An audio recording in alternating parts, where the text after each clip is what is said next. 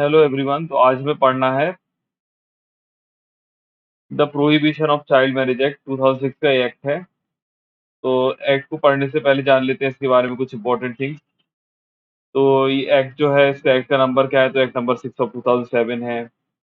Presidential ascent कब मिली थी इसको? तो 10 जनवरी 2007 को मिली थी। एक्ट मतलब लागू कब से हुआ था? तो 1 नवंबर 2007 से हुआ था।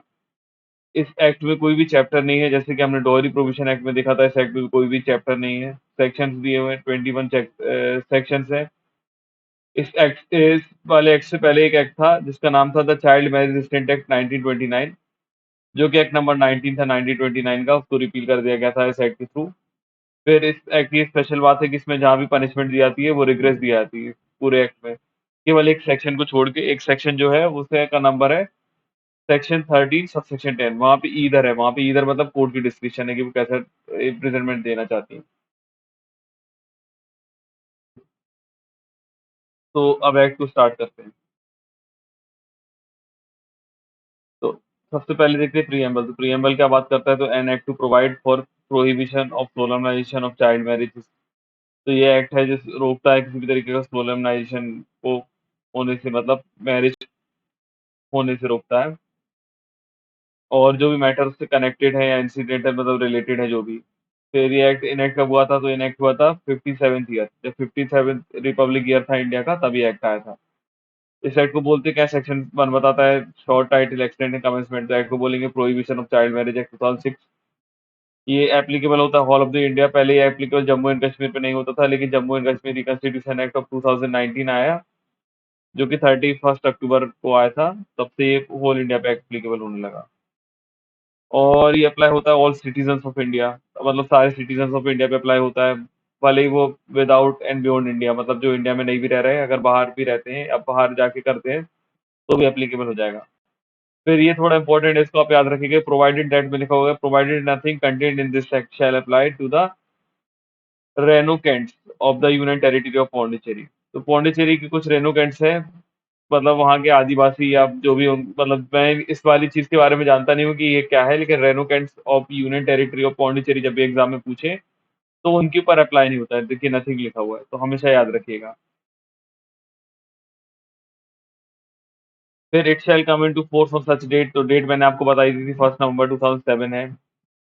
ठीक है। और इसमें लिखा है एज अ सेंट्रल गवर्नमेंट में by notification the official gazette. तो जब भी सेंट्रल गवर्नमेंट अपने नोटिफिकेशन गैजेट में अपॉइंट करे, और डिफरेंट डेज भी हो सकती हैं डिफरेंट स्टेट्स के लिए।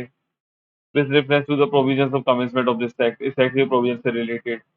और shall be conclude in relation to any state as reference to the coming into force.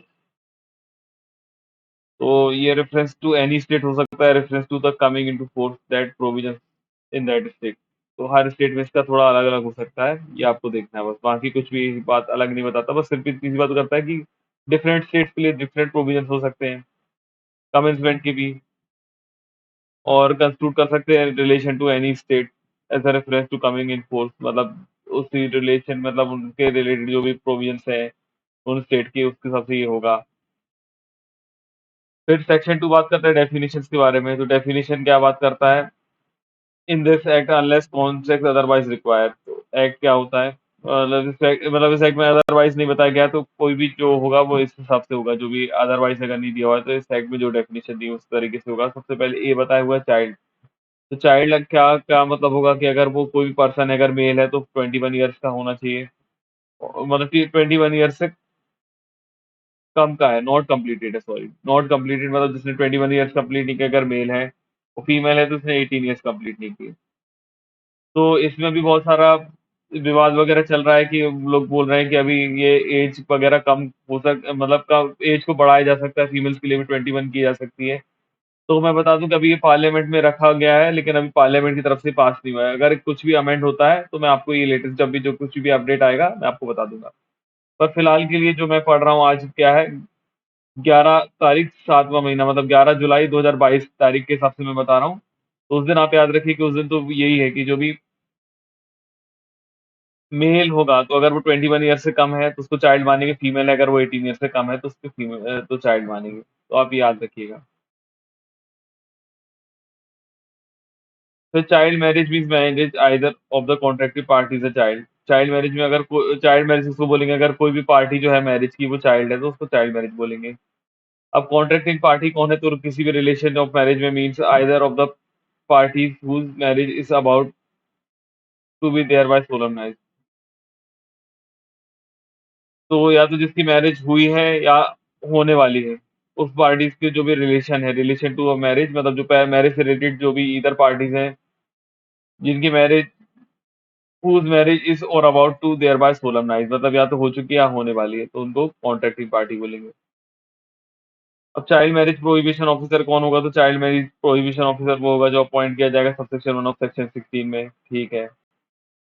अब ई वाला आप देखिए डिस्ट्रिक्ट कोर्ट, तो डिस्ट्रिक्ट कोर्ट में कैसे बताएंगे किसी एरिया में अगर कोई डिस्ट्रिक्ट कोर्ट है, अगर डिस्ट्रिक्ट कोर्ट किसको बोलेंगे, तो जहाँ पे भी फैमिली कोर्ट है जो कि एस्टेब्लिश किया गया है section 3 of family court act में, तो वहाँ फैमिली कोर्ट को डिस्ट्रिक्ट कोर्ट माना जाएगा।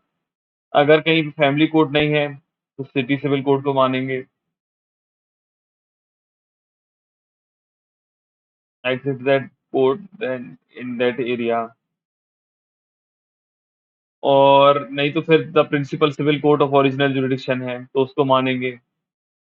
और नहीं तो फिर एनी अदर दिया हुआ एनी अदर सिविल कोर्ट। तो डिस्ट्रिक्ट में जब भी बात करेंगे, अगर फैमिली कोर्ट है जो कि कॉन्स्टिट्यूट की गई है फैमिली कोर्ट्स एक्ट में सेक्शन 3 में, तो उनको मानेंगे। अगर वो नहीं है तो फिर उसके बाद सिटी सिविल कोर्ट को मानेंगे। और नहीं तो प्रिंसिपल सिविल कोर्ट को मानेंगे जिसके पास ओरिजिनल जुरिडिक्शन होगा, या फिर एनी अदर सिविल कोड को मानेंगे जो कि स्पेसिफाइड की गई है स्टेट गवर्नमेंट के द्वारा नोटिफिकेशन ऑफिशियल गैजेट में, जिनके पास जुरिडिक्शन है related to matters dealt with this act, तो जिनके पास भी जुरिडिक्शन है इस एक्ट से रिलेटेड। फिर माइनर की डेफिनेशन अलग दी हुई है, यहाँ पे देखिए माइनर के बारे में अलग से बताया हुआ है। तो माइनर कौन होगा, तो जो पर्सन होगा जिसने the provisions of my majority act 1875, जो कि एक्ट नंबर 9 है 1875 का, उसमें deem not to have attend his majority, तो उसके हिसाब से जो भी मेजोरिटी की एज को अटेंड नहीं करें उनको यहाँ पे माइनर बोलेंगे। फिर सेक्शन 3 बात करता है child marriage to be voidable at the option of contracting party. तो एक मिनट, तो चाइल्ड मैरिज जो भी है वो वॉइडेबल होंगी जिस पार्टी के कॉन्ट्रैक्टिंग पार्टीज की तरफ से हमेशा चाइल्ड मैरिज वॉइडेबल होगी। मतलब जो भी पार्टी है जिनकी चाइल्ड मैरिज हुई थी वो कभी भी वॉइडेबल बना सकती है, कभी भी नहीं, टाइम लिमिट तो बताया हुआ है कि कब से कब तक ही पिटीशन फाइल किया सकता है, लेकिन उनके ऑप्शन से मैरिज वॉइडेबल रहेगी। तो every child marriage whether solemnise before और after commencement of this act, तो कोई भी चाइल्ड मैरिज है या तो उसके पहले या इसके बाद सोलमनाइज हुई है इस एक्ट के, तो shall be voidable at the option of contracting party who was a child at the time of marriage. तो लेकिन वो जो पार्टी है जो वॉइडेबल बना रही है मैरिज को, मतलब बोल रही है, उसके ऑप्शन पे भी मैरिज वॉइडेबल होना चाहिए। मतलब सपोज करिए कि एक मेजर था और एक माइनर था, तो मेजर पर्सन थोड़ी उस चीज का एडवांटेज लेगा।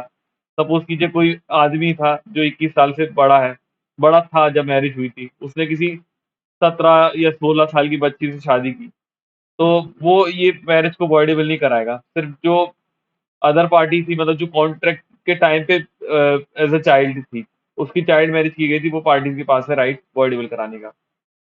अब प्रोवाइडेड दैट में देखिए, अब provision for annulling a child marriage by a decree of nullity may be filed in the district court only by the contracting party to the marriage who was a child at the time of marriage। तो आपको अगर NL कराना है marriage तो कहाँ पे file करना पड़ेगा, डिग्री ऑफ नलिटी लेना पड़ेगी आपको। तो कैसे लेंगे, तो डिस्ट्रिक्ट कोर्ट में आपको एक सूट फाइल करना पड़ेगा कॉन्ट्रैक्टिव पार्टी को, मतलब आपको, मतलब कॉन्ट्रैक्टिव पार्टी जो भी है मैरिज की, उनको एक डिस्ट्रिक्ट कोर्ट में सूट फाइल करना पड़ेगा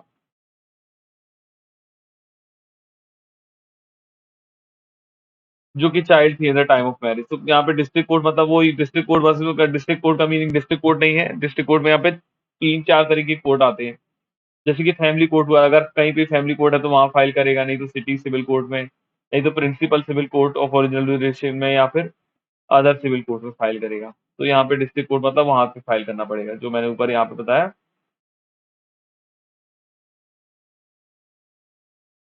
फिर अगर जब भी टाइम करते टाइम जो पेटिशन को फाइल करते टाइम जो पेटिशनर है वो माइनर है, तो उसको किसके थ्रू फाइल करना चाहिए? अपना इस हिज़ और हर जो गार्डियन है या तो उनके थ्रू या नेक्स्ट फ्रेंड के थ्रू फाइल करना चाहिए। और उनके साथ-साथ चाइल्ड प्रोहिबिशन ऑफिसर भी आएगा। मतलब उसमें अगर कोई भी माइनर है, पेटिशन फाइल करते टाइम तो अपने गार्जियन और नेक्स्ट फ्रेंड के थ्रू करेगा फाइल और उनके साथ वो इंक्लूड कर लेगा चाइल्ड मैरिज प्रोहिबिशन ऑफिसर को भी। A petition under this section may be filed at any time, but the child filing the petition completes 2 years of attaining majority. तो जो भी पेटिशन है वो फाइल किया जा सकता है किसी भी टाइम पे, लेकिन बट बिफोर लिखा हुआ है, but before the child filing the petition completes 2 years of attaining majority. तो ये ऑप्शन कब तक रहेगा? मतलब जब भी मेजॉरिटी अटेन कर लेता है कोई भी चाइल्ड जिसकी चाइल्ड मैरिज हुई थी, तो मेजॉरिटी के बाद उसको 2 साल तक का टाइम रहेगा। मतलब वो 20 साल तक कर सकता है, अगर वो लड़की है तो 20 साल तक कर सकती है। मतलब कोई भी, हाँ, मतलब जिस लड़कों की भी यहाँ पे मेजॉरिटी की एज बोलेंगे, मतलब ये चाइल्ड मैरिज की कैपेबल एज नहीं बोलेंगे, मेजॉरिटी की एज बोलेंगे, जो ये मैरिज है। जब वो माइनर था तो माइनर की एज जो भी रहेगी तो वो कब तक कर पाएगा? मतलब 18 साल का वो रहेगा होगा, तो उसके बाद वो 2 साल तक कर पाएगा। तो उसमें क्या लिखा हुआ? But before the child failing the filing the petition completes 2 years of attaining majority.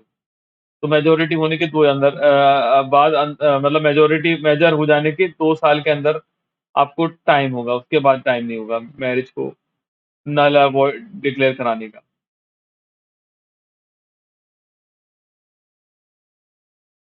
फिर लिखा हुआ है while granting the degree of nullity under this section the district court shell make an order directing the both the party to the marriage and their parents or their guardian to return other party or his or her guardian, as the case may be money, valuables, ornament, or other gifts received on occasion of the marriage by them from the other side, or amount equal to the value of such valuables, ornaments, other gifts, and money. तो जब भी court null and void declare कर रही है marriage के साथ साथ वो एक डिक्री और भी दे सकती है जिसमें बोल सकती है कि जिस पार्टी ने दूसरी पार्टी ऑफ मैरिज से कुछ भी अगर गिफ्ट वैल्यूएबल सिक्योरिटी या ऑर्नामेंट्स या कुछ भी लिया है तो वो उनको वापस कर देना चाहिए, और अगर वापस नहीं कर रहे हैं तो फिर उसी वैल्यू का मनी पे कर देना चाहिए। तो the amount equal to the value of such जो भी है वो दे देना चाहिए। लेकिन जो भी ऑर्डर पास होगा provided that no order under this section shall be pass unless the concern parties have given notice to appear before the district court and show cause why such order should not be pass. तो simple सी बात है कि लेकिन इसमें right to hurt दिया जाएगा, मतलब ये order no order under this section shall be pass, मतलब ये ऑर्डर तब तक पास नहीं होंगे जब तक कंसर्न पार्टीज को नोटिस नहीं दिया जाएगा कि वो अपीयर हो डिस्ट्रिक्ट कोर्ट के पास और शो कोज करें कि ये ऑर्डर क्यों नहीं पास किया जाए।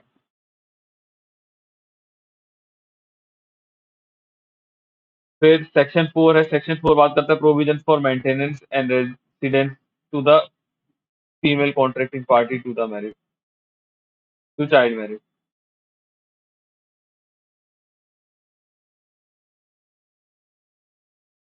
तो मेंटेनेंस के ऑर्डर्स भी दे सकता है कोर्ट और रेसिडेंस के ऑर्डर्स भी दे सकता है केवल फीमेल फीमेल कॉन्ट्रैक्टिंग पार्टी को जो कि चाइल्ड मैरिज की विक्टिम है। तो इसमें लिखा हुआ है while granting a decree under section 3 the district court may also make an interim और फाइनल ऑर्डर डायरेक्टिंग।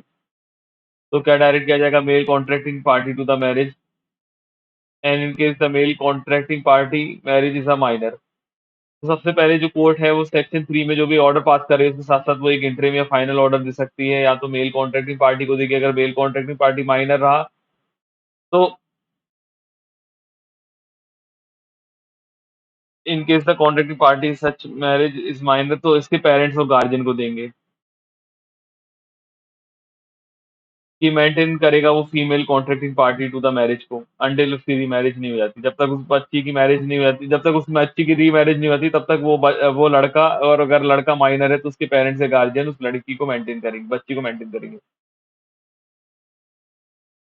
अब जो क्वांटम ऑफ मेंटेनेंस होगा वो डिटरमाइन किया जाएगा डिस्ट्रिक्ट कोर्ट के द्वारा इन सब चीजों की देखते हुए having regard to the needs of child. सबसे पहले बच्ची की जरूरत देखा जाएगी, फिर लाइफस्टाइल देखा जाएगा जो कि एंजॉय कर रही थी वो ड्यूरिंग हर मैरिज मतलब मैरिज के टाइम जो लाइफ़स्टाइल उसका एन्जॉयमेंट हो रहा था और means of income of paying party और पेइंग पार्टी जो है उनके पास क्या इनकम है, क्या सोर्सेज़ हैं, ये सब देखा जाएगा।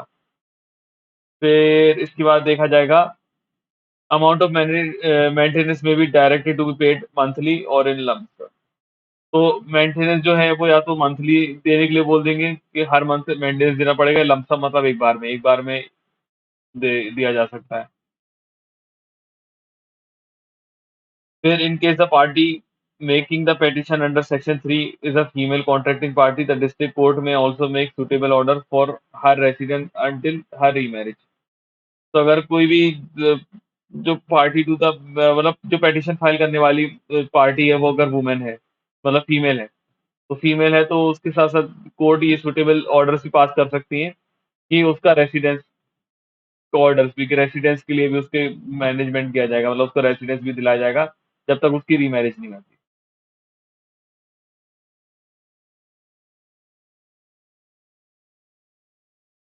फिर सेक्शन वाई 5 बात करता है custody and maintenance of children of the child marriage.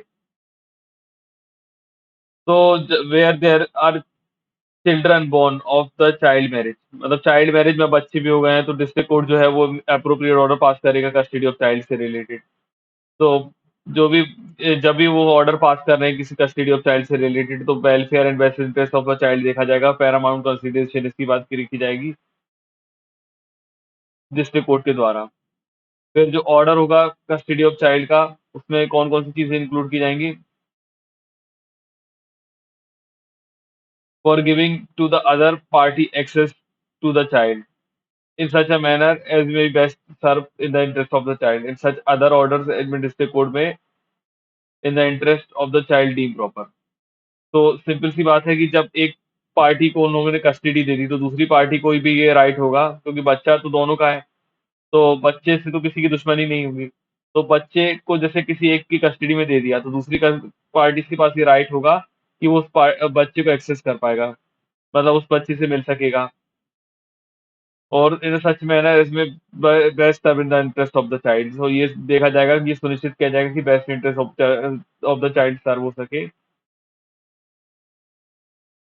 और सच अदर ऑर्डर्स जो कि डिस्ट्रिक्ट कोर्ट को लगते हैं वो इंटरेस्ट ऑफ चाइल्ड में डीम प्रॉपर है वो पास करेंगे। तो जो डिस्ट्रिक्ट कोर्ट है वो एक अप्रोप्रिएट ऑर्डर और पास कर सकती है, इसमें प्रोवाइड किया जाएगा providing maintenance to the child by a party to the marriage to their parents और गार्जियन सॉरी। तो इसमें कैसा है कि एक ऑर्डर और पास कर सकते हैं अप्रोप्रिएट ऑर्डर जिसमें मेंटेनेंस दिया जाएगा बच्चे को, जो बच्चा है या तो पार्टीज टू द मैरिज देंगी या पार्टीज टू द मैरिज भी कभी कभी माइनर रहती हैं तो फिर उसके कौन देंगे, तो पार्टीज टू द मैरिज के पेरेंट्स या गार्जियन देंगे।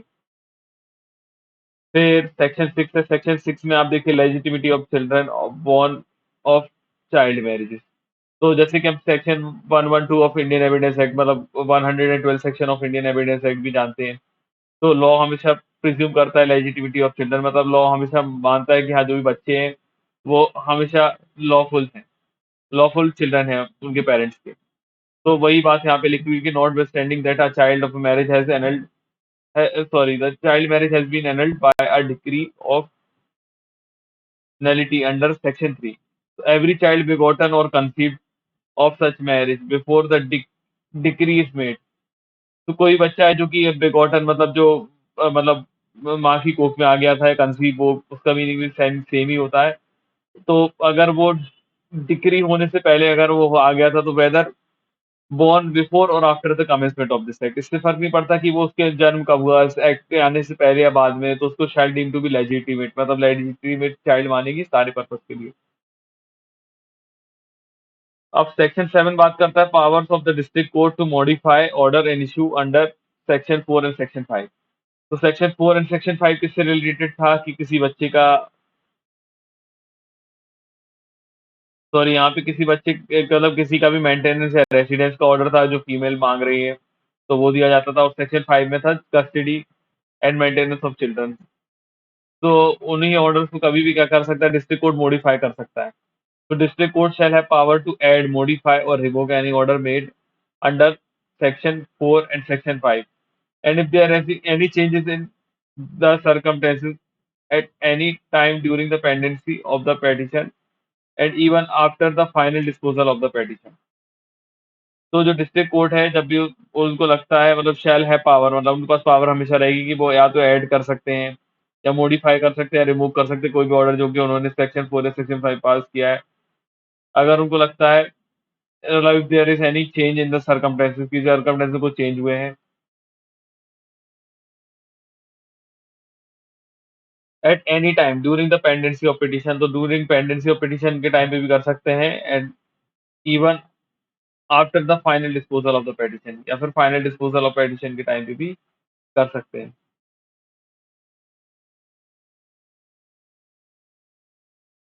अब यहाँ पे सेक्शन 8 बात करता है court to which petition should be made, तो पेटिशन कहाँ पे फाइल करना पड़ेगा। तो जब भी किसी को अपनी मैरिज नल एंड वॉइड कराना है तो for the purpose of grant of relief under section 3 and 4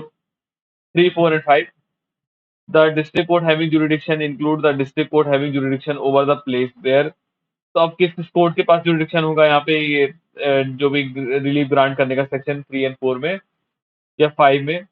तो सबसे पहले यहाँ पे प्लेस जहाँ पे डिपेंडेंट रिसाइड करता है वहाँ पे फाइल कर सकते हैं, या फिर डिपेंडेंट यहाँ पे नहीं रहता तो फिर उसके बाद यहाँ पे मैरिज हुई थी वहाँ पे कर सकते हैं। और जहाँ पे जो पार्टीज है वो लास्ट रिसाइड टुगेदर या फिर जहाँ पे दोनों पार्टीज लास्ट एक साथ रही थी वहाँ पे कर सकते हैं। और जहाँ पे नहीं तो पेटिशनर रिसाइडिंग कर रहा है जहाँ पे उतने टाइम पे जब भी पेटिशन फाइल कर रहा है। तो इस वाली एक्ट में चारों जगह पे केस फाइल कर सकता है अगर किसी को भी सेक्शन 3 सेक्शन 4 एंड सेक्शन 5 का ग्रांट मतलब रिलीफ चाहिए तो सबसे पहले कहाँ पे कर सकते हैं जहाँ पे डिपेंडेंट रहता है या फिर जहाँ पे मैरिज हुई थी उनकी या फिर जहाँ पे दोनों एक साथ रहे थे लास्ट टाइम या फिर जहाँ पे पेटिशनर है वो डिसाइड कर रहा है केस फाइल करते टाइम। अब सेक्शन 9 बात करता है पनिशमेंट की, तो punishment for male adult marrying a child. तो जो भी मेल एडल्ट एडल्ट है और अगर वो किसी बच्चे से शादी कर रहा है किसी बच्ची से शादी कर रहा है तो उसकी क्या पनिशमेंट होगी। तो whoever being a male adult above 18 years of age contract मतलब बच्चा इसमें सॉरी हाँ इसमें ये जरूरी नहीं कि 21 ईयर्स दी है मैरिज की तो 21 ईयर्स का उसने अगर शादी की तो अगर वो 18 से ऊपर का है, अगर बच्चा मतलब लड़का जो है वो 18 से ऊपर का है तो भी उसको पनिशमेंट मिलेगी। तो whoever being a male adult above 18 years of age और उसने कॉन्ट्रैक्ट की है contract child marriage shall be punishable with rigorous imprisonment, तो उसको रिग्रेस इम्प्रिजनमेंट दिया जाएगा मतलब कठोर कारावास और जो कि हो सकेगा 2 साल तक का और विद फाइन मतलब 2 साल और फाइन लगेगा इधर या तो 2 साल या फिर फाइन जो कि एक्सटेंड हो सकता है 1 लाख रुपीज तक का या दोनों भी हो सकते हैं एक साथ।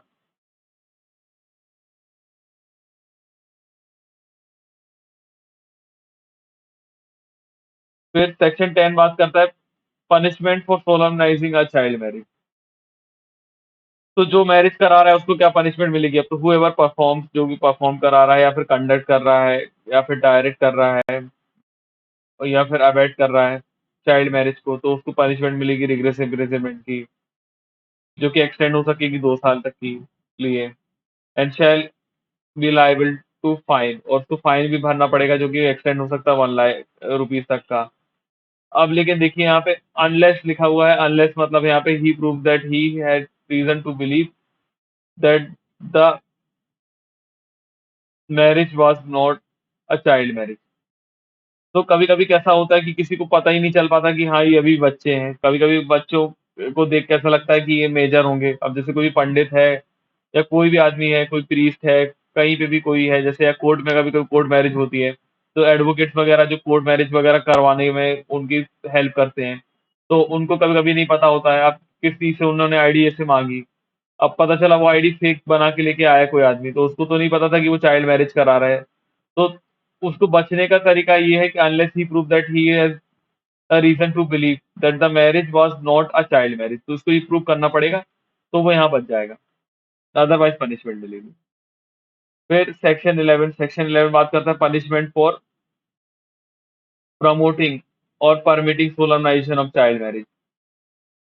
तो अब क्या पनिशमेंट मिलेगी कि जो परमिट करता है या प्रमोट करता है सोलमनाइजेशन ऑफ चाइल्ड मैरिज का मतलब किसी भी तरीके का एडवर्टाइज वगैरह या कुछ भी तरीके से बढ़ावा देता है इस चीज को होने से। तो where a child contracts a child marriage any person having charge of the child.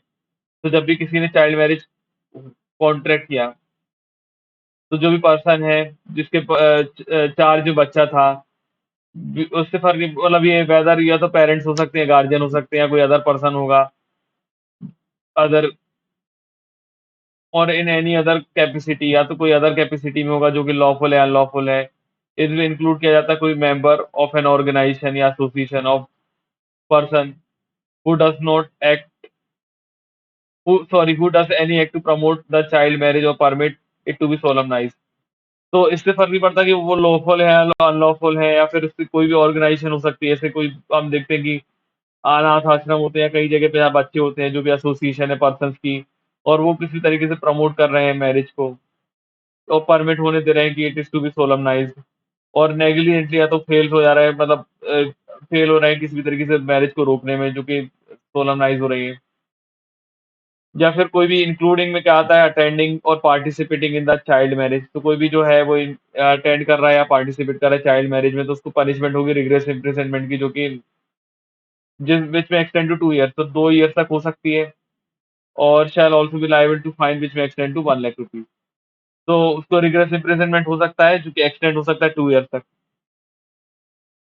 तो यहाँ पे हम सब जगह देख सकते हैं कि यहाँ पे एक्सटेंड है 2 ईयर्स तक। फिर उसमें जैसे सेक्शन 9 में भी देखा था, तो यहाँ पे एक्सटेंड है 2 ईयर्स तक। तो 2 ईयर्स तक सब में सेम हुआ है, लगभग सब में सेम है, 2 ईयर्स तक की पनिशमेंट मिलती है। और जो फाइन होगा वो एक्सटेंड हो सकता है अप टू 1 लाख रुपीज। अब इसमें एक प्रोवाइजो में एक इंपॉर्टेंट थिंग दी है, आपको याद रखना चाहिए ये चीज, कि वुमेन को पनिशमेंट नहीं होगी। तो provided that no women shall be punished with imprisonment, तो वुमेन को इम्प्रिजनमेंट नहीं दिया जाएगा इस एक्ट में। फिर 2 बात करता है, for the purposes of this section it shall be presumed unless और अंटिल कॉन्ट्ररी इज प्रूव्ड। तो जब तक आप अनलेस कॉन्ट्ररी प्रूव नहीं कर देते, तब तक क्या प्रिज्यूम कर दिया जाएगा इस सेक्शन के हिसाब से, कि that where a minor child has contracted a marriage. तो जब भी किसी माइनर चाइल्ड ने किसी भी तरीके से मैरिज को कॉन्ट्रैक्ट किया, तो जो पर्सन था जिसके चार्ज में बच्चा था, माइनर बच्चा था, हैज नेग्लिजेंटली फेल, हम ये मानते हैं कि फिर नेग्लिजेंटली फेल हुआ है प्रिवेंट करने में, रोकने में चाइल्ड मैरिज को हो जाने से। तो सिंपल सी बात है कि जब तक कॉन्ट्ररी प्रूव नहीं कर देता कोई, तब तक अगर किसी बच्चे ने चाइल्ड मैरिज को कॉन्ट्रैक्ट किया है, तो जो भी जिसकी भी चार्ज जो बच्चा था, जो माइनर चाइल्ड था जिसने मैरिज कॉन्ट्रैक्ट की है, हम ये मानेंगे कि उस आदमी ने नेग्लिजेंटली फेल हुआ है वो मैरिज को रोकने में, मतलब नेग्लिजेंटली वो फेल हुआ है अपनी ड्यूटी को, कि उसको चाइल्ड मैरिज होने से रोकना था, ये माना जाएगा यहाँ पे। तो सेक्शन 11 तक कंप्लीट कर लिया, नेक्स्ट वीडियो हम सेक्शन 12 से स्टार्ट करेंगे।